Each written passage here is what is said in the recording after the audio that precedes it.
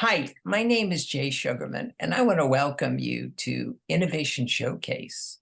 The main purpose of this ongoing series is to inform viewers about exciting innovations and creative individuals across the fields of business, science, technology, education, and the arts. Today, via Zoom, we're fortunate to have as our guest David Moses. David is a member of the Dr. Edward Chang Lab at the University of California, San Francisco, where he also serves as an adjunct professor in neurological surgery. David is here today to inform us about the groundbreaking work he and his colleagues have been involved with related to the development of the next generation of brain-computer interface technology that recently set a new benchmark, allowing people with severe speech paralysis to communicate. Let's start by meeting David and then hearing about some of the fascinating cutting-edge efforts he's involved with in the field of neurotechnology. Welcome, David. So delighted you're able to be here. Thanks, Jay, for having me. It's my pleasure. You I'm know, really looking forward to talking with you about this today. That's terrific, because last week it was very exciting to read the recent New York Times article about the work being done by you and your colleagues. In fact, I immediately forwarded it to about a dozen people just so they're aware of it. I'm eager to hear much more and have you inform viewers. But before we jump to that, I think it would also be of interest just to hear a little bit more about your background, academic research interest, and what attracted you to the work being done by Dr. Chang. Yeah, I mean, my journey has been, I feel very fortunate for how things have progressed. My academic career has progressed in the past 10 years and even before that. So I got my bachelor's in bioengineering at Rice University and then went to immediately start a PhD at the joint program in bioengineering between UC Berkeley and UCSF. And I was taking a seminar class and I heard Dr. Chang speak, and I had never really considered, I was very interested in brain-computer interfaces, but I had only thought of like the arm robot hand thing because that's all I kind of knew about at the time. And then I learned, heard Dr. Chang speak and thought, wow, speech, that's another avenue I hadn't really even considered. And so I really wanted to learn more about it. And it felt like a really interesting way to leverage my understanding and passions for, machine learning and biology and neuroscience and engineering and all of it at the same time. And so I joined the lab, and this was in 2013. I formally joined Dr. Chang's lab. So yes, over 10 years ago, actually. Um, did my PhD in the lab working with epilepsy patients who were participating in speech studies. So these patients have intractable epilepsy, so they go to get treatment at UCSF. And while they're there, they have sensors implanted over their brain, similar to the sensors we use in our new work. And we can have them participate in speech, basically in speech science, understanding how the brain processes speech if they volunteer to. And thanks to their like very grateful and generous and time investments working with us, I was able to, throughout my PhD, develop a system to enable real-time decoding of speech from brain activity. And this is with people who are able to speak. And then when I was graduating, that was around the time the Bravo clinical trial started. That stands for BCI Restoration of Arm and Voice. And at that time, I stayed on to continue to work on this, except now trying to apply this to people who are unable to speak because of paralysis. So I feel really lucky for that opportunity because it was a clear next step of like a clear progression from my prior work, starting with understanding the basic concepts and then building a system to decode speech from people who can speak, and then now towards people who are unable to speak. And then we had our first work come out in 2021 in the New England Journal of Medicine with our first participant, Pancho, to show that it is possible to decode speech from the brain activity of someone who's paralyzed and translate it into words and sentences. And then the newest work with Anne is kind of the next step, another major milestone along our path towards developing a neuroprosthetic solution for patients. No, fascinating. And we're going to be fortunate in a little while to see a clip reviewing some of the points you just made, as well as seeing Anne participate and communicate, which is incredibly exciting. Just to get a sense, because I know it's multidisciplinary, what are some of the different roles that your colleagues come from in the lab that put together the robust effort you're able to do and contribute to the progress in the field? Yeah, I mean, this was by far the biggest team effort, like research article that I've been a part of. Um, the amount of, hours that put in from all different disciplines has been really, really impressive, and the amount of expertise that's brought to the table by everyone on the team, it really was just a colossal team effort. We have like neuroscientists, neuroengineers on the team, PhD students. One of them is she at it's a joint mentorship, but primarily at the electrical engineering and computer science department at UC Berkeley, where he works with us on our team, but very involved in speech engineering. And we have others on the team we have an MD PhD student who comes from a little bit more of he has a deeper interest in the medical aspects and the biological aspects. And we have others who really focus on the engineering and the latest state-of-the-art AI techniques. We have clinical research coordinators who just facilitate so much in the trial to make sure that we're getting the patients are advocated for, the participants, their needs are taken care of, and they handle some logistics, data collection. And then, myself and Dr. Chang, Dr. Chang's the PI, does all the main efforts designing the project and making sure that everything, supervising the entire effort. And then me, I'm more of a day-to-day kind of project manager style role where I try to keep things on track and make sure that we're getting what we need to get. And so I think, yeah, it's just this huge effort. Everyone was so incredibly important to the team, and I think it was only with everyone we were able to get what we were able to show. What were some of the challenges moving forward from your work, as you cited with Pancho, to the progress you eventually made to today's breakthrough?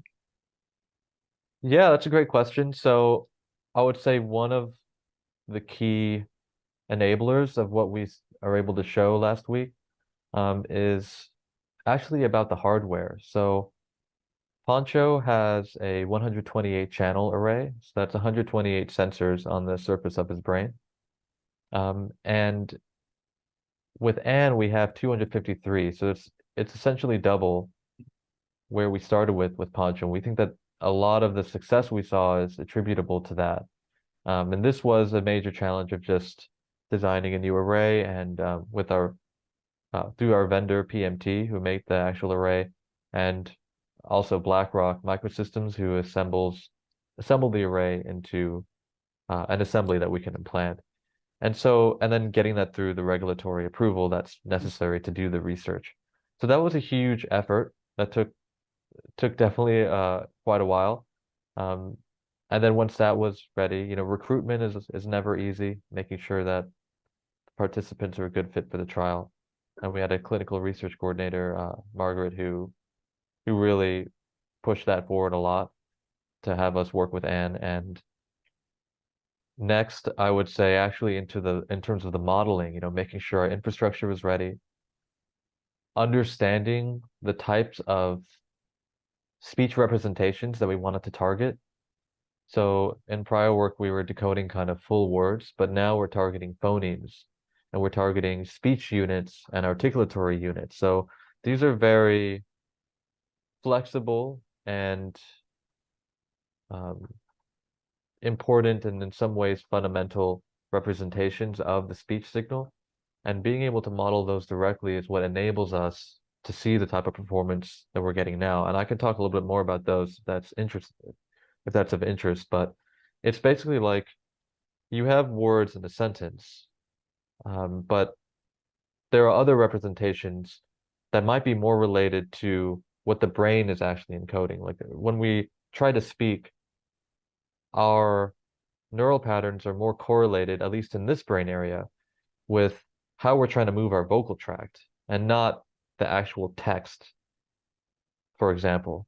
And so by targeting these intermediate speech representations that are closer to how they're biologically encoded in this brain area, we think that that's enabled us to see the kind of performance we're getting. So it's, regulatory, hardware, machine learning, scientific and engineering, like all these types of avenues have seen advances. And I think all that coming together is what's enabled us to get to where we are now. Mhm, mhm. Speaking of the journey, the process of getting to where you are now, it's always interesting to hear a little bit about from inventors like yourself, the different stages or prototypes. Could you just share just a little bit about what that part of your work has been like, working with different vendors and to eventually get to the technology that you're happy with and the results that it's produced? Yeah, I mean, we're really fortunate to have the relationship that we do have with PMT and with BlackRock Neurotech for them to be able to fabricate these arrays and then assemble them has been really essential to enabling our work, and I mean our entire clinical trial really. Um, we also have another vendor who we collaborated with on this paper to drive the avatar animation, so speech graphics. They do like digital animation, facial animations for for example, video games and movies and things like this. And it's their technology that's really helped us animate the avatar alongside the synthesized speech. And so I think these partnerships are important. There is a lot that can be borrowed from the general field of language processing and machine learning, and um, being able to tap into those relationships for something that's mutually beneficial has been, I think, really important. And then in terms of prototyping, I think a lot of it is just trying things out. Once we have the data, we can try different models out. We can adjust. Like for an example, when we started with Anne, one of the first things we targeted was uh, NATO code words, which is something we showed in our 2022 work with Poncho. And so what I mean by that is Anne is trying to say Alpha, Bravo, Charlie, Delta, um, so forth. And we were trying to decode which of those 26, alphabetic code words, like the letter representations, basically, she tried to say. And the reason for this is because if you can do this, you can enable a spelling system, which is important for assistive communication.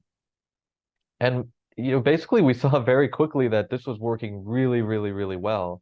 In the paper, we report, about 95% accuracy. And so we were reaching those levels fairly quickly, and we quickly realized we need to adjust. We need a harder problem. Mm. That's when we moved to sentences and we moved to some of these advanced modelings that we weren't sure the neural signals were going to be rich enough to model these successfully, but with the new array, the higher channel count, it's also a denser, it's 3 millimeter spacing between the electrodes on the brain surface instead of 4 millimeters. May sound like a very small difference, but it's quite huge actually in terms of um, the signal resolution that you're able to get. And so we adjusted and we started working with sentences, and that's what ended up being the primary focus of this paper. Before we see Anne in the research efforts and communicating with her husband, with the avatar, would you just share a little bit about Anne's, her background, and how she became involved with your work? Definitely. So Anne is, I mean, I keep talking about the multidisciplinary effort, the huge team effort, but really the participants in the trial are of course like completely essential to everything we do. And we're really, really fortunate to have Anne as a participant, as a collaborator, who works um, graciously gives up a lot of her time to participate in the research. So she, over 18 years ago, I believe, had a brainstem stroke. And this was actually after, very shortly after, a few months after just giving birth to her newborn. And it was a really difficult time because all of a sudden she was not able to speak or move, very, very meaningfully. And it took a while for her to regain some, capacity to make minimal movements and her communication, of course, is much slower than it was before her disability. So it's really, really difficult. You know, it, it's it's very inspiring how much people like Anne are able to achieve, even given these physical limitations. And so basically, when she heard of our work and our trial through an article that Pam at the New York Times, who actually wrote our most recent article as well on our work.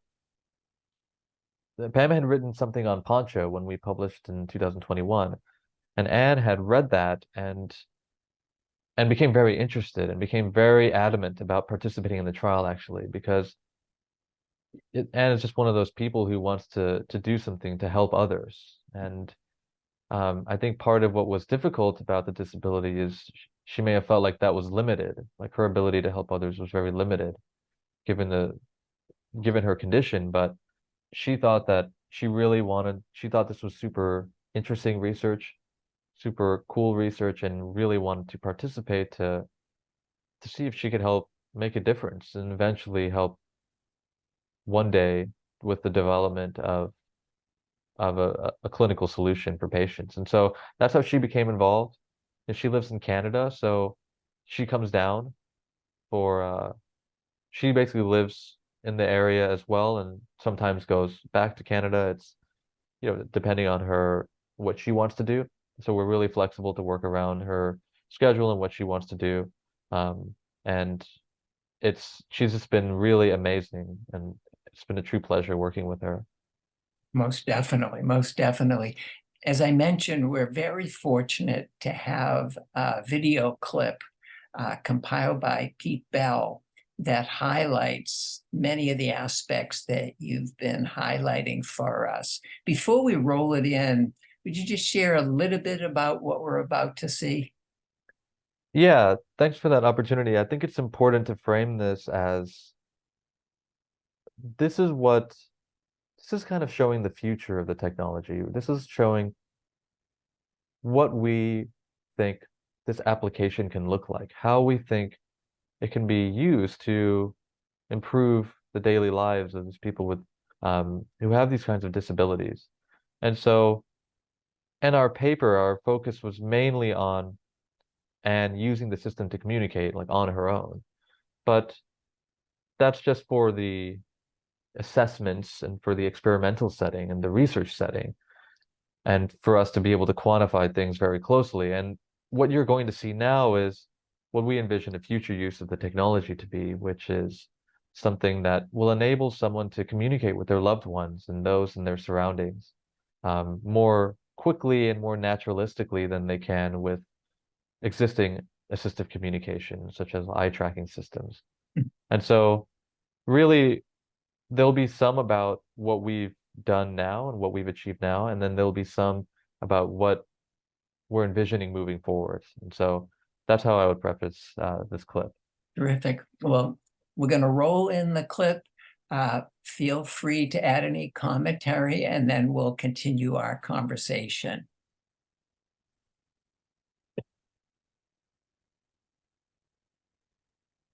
Today is an opportunity for Anne and Bill to have a conversation through our brain decoding to facilitate what we think would resemble a future use of an actual real life application of the technology.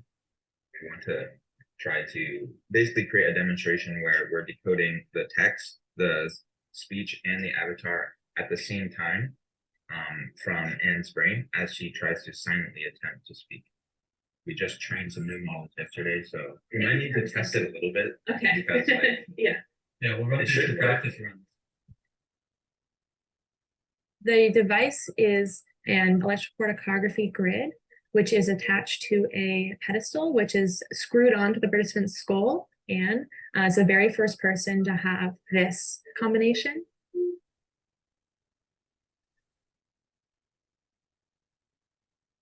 I think you are wonderful.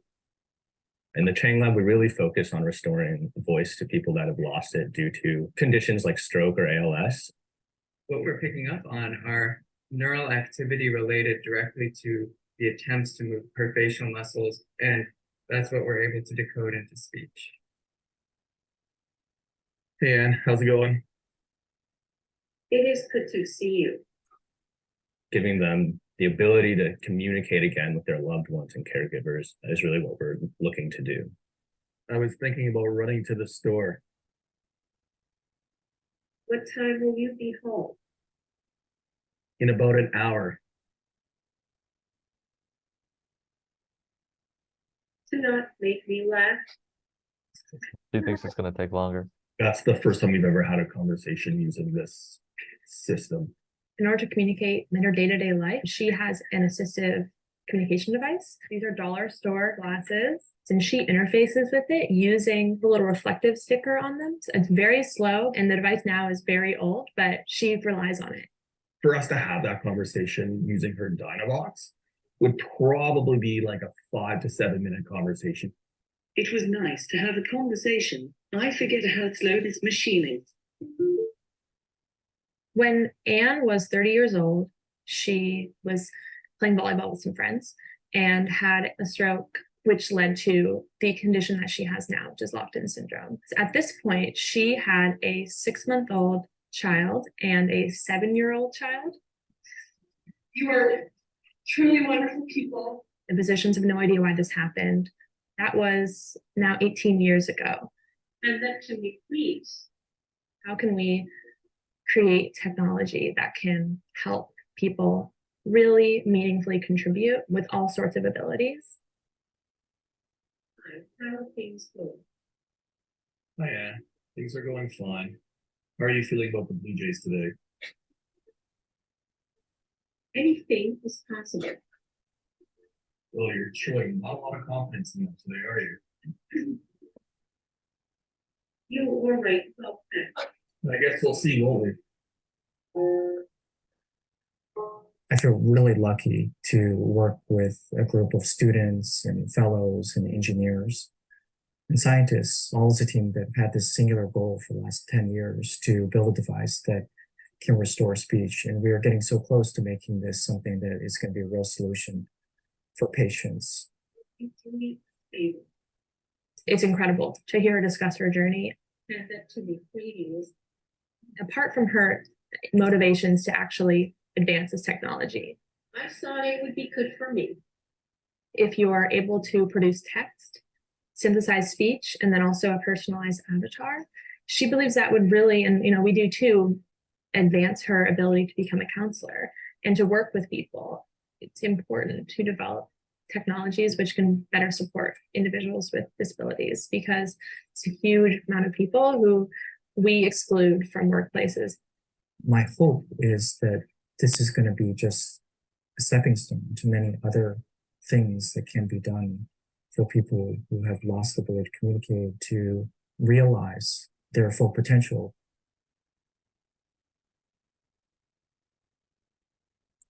Wow, that is mind-blowing. I mean, I've seen it probably half a dozen times already, and it's just something that you learn. I learn, being a novice in this area, a little bit more each time about the research involved and just the work being done, as you said, by co-participant Anne throughout this. Just fascinating just to hear about how you're reading the brain signals and the importance, from what I've read, correct me if I'm wrong, of the participant mouthing the words as a key feature to pick that up in the process, and then getting their speech out. Wow. Yeah, well, first of all, thank you. That's very kind. We're very excited. I think the video turned out extremely well. So definitely a big shout out to Pete and other folks in the UCSF media department for their excellent job. I think that you have picked up on it properly, and that this isn't mind reading, you know. That's something that we kind of get a lot, but she has to try to speak. And the fact that she does have some residual movements, as you saw in the video, we don't think that, like, we're not using any of that information. We're just using the brain activity that underlies her attempts to speak. And so for us, when we think about, a big question is, this is just one person. We've shown this in just one person. For this to truly be thought of as a general solution, we have to make sure that it can work for other people, of course. And so one of the things we think about is like, well, what is actually required for this to work that we know right now at our current approach? And we've kind of narrowed it down to two things. One, the person has to understand and comprehend language. So they have to be able to try to speak. And two, their speech motor cortex, which is the part of the brain that we record from, should be intact. If there's a lot of damage to that brain area, and that's what's rendering them unable to speak, then we'd have to try a different approach, because that's the brain area that, for example, we have covered in AD. And so we feel very optimistic. More work is definitely needed, and that's kind of one of our main focuses, is we just need to validate this in more people. But yeah. Wow. Wow. As I've said several times and will continue to say, so exciting to see the work, the breakthroughs you and your colleagues are making. Eager to follow the development of your work. I know we'll have a website listed in the credits for viewers and others to also keep up with the work right from your lab, and lots of future publication, both in journals like Nature and the popular press. So, David, once again, thank you so much for taking the time to be here. Fascinating. Continued success with you and your colleagues in future endeavors, and most definitely look forward to exciting future developments. Well, thank you, Jay. It's just been my pleasure. Thanks again for having me on. And yeah, really exciting times. Lots of opportunities in the future for people to get involved. It's a really cool field. So I'm lucky to be a part of it. Most definitely. Also want to thank those of you watching for joining us, and hope you'll be able to tune in next time.